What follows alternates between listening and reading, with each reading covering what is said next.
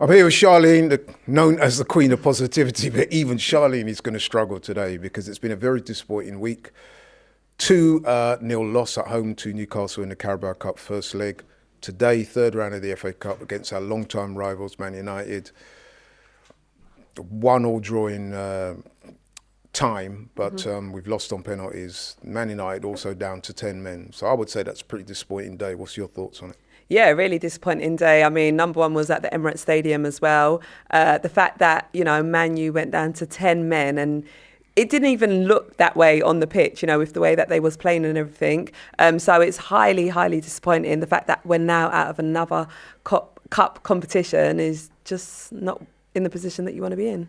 Yeah, so what did you put it down to? Because in the week, a lot of us, myself included, I'm going to say this as well, I've got to be honest. I put the difference down to the finishing.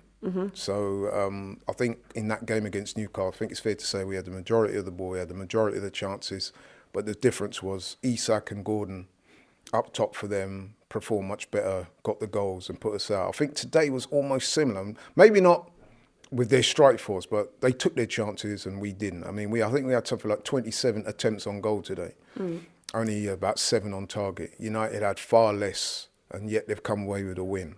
And this is the disappointing thing. And I totally agree with you. It's our finishing. And this has been an ongoing issue. It's not just this season. It's been an ongoing issue where we'll create chances and we're not able to finish. We've been calling out for a striker for how long? And as seasons go on, it's the same problem that is reoccurring. That's exactly what happened. I was at the game against Newcastle where, they won 2-0.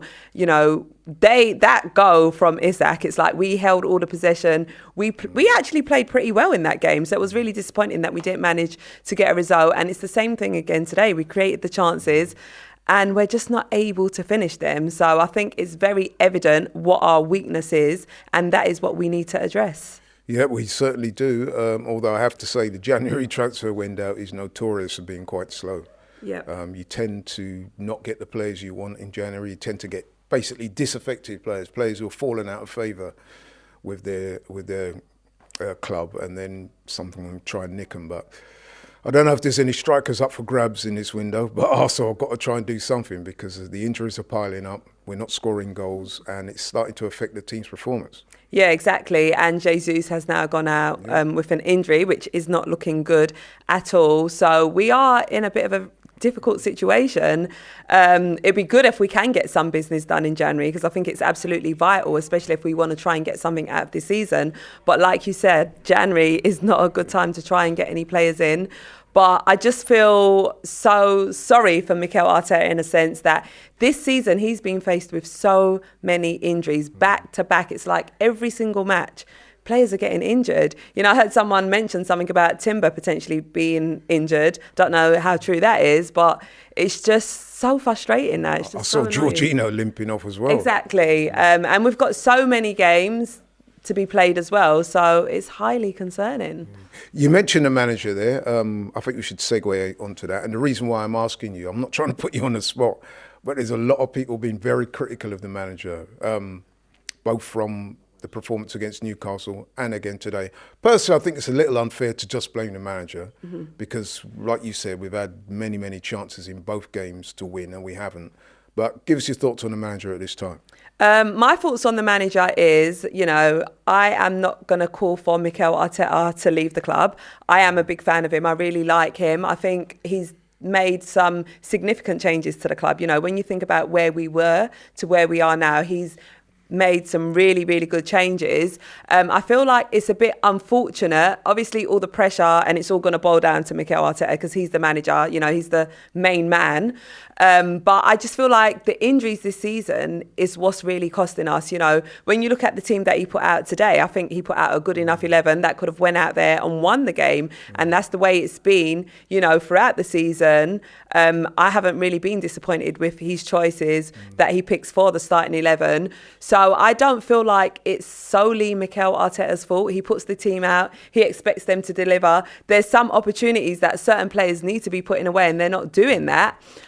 So I think Mikel Arteta is doing the best that he can with the limited resources that he can as well. I'm kind of with you on that. I think, yes, the manager, obviously he's got to take some portion of the blame because, you know, it's a defeat. And there will be things that people would say he should have done better. However, I'm with you. The players also have to take some responsibility as well because, like I said, 20-odd chances, the opposing team down to 10 men. And, you know what I mean, in over 90 minutes plus of football, we could only score 1 goal. So it can't be just a manager. But anyway, let's skip forward to Wednesday. Yeah. Another massive game against Tottenham. How confident are you we can bounce back and get something in that game? It's just hard to predict these days. You know, normally you kind of pick up a vibe like, okay, yeah, we are going to pick ourselves up and go again. Obviously, it's a North London derby, so the energy that we're going to be feeling towards this fixture is going to be completely different. We're going to be geared up in a different way. But I don't know, when you see performances like that, you know, this is Man U as well, who we should also be beating. It does sort of throw you off a bit, but obviously we're all going to be hyped up and ready for that game.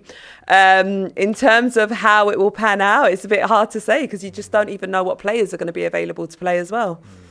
I must say, for somebody as positive as you, to say that. Now, don't get me wrong, I agree with a lot of what you say there, but it kind of shows where we are at the moment. But listen, thanks very much, Charlene. Thanks, Laurie. Thank you very much.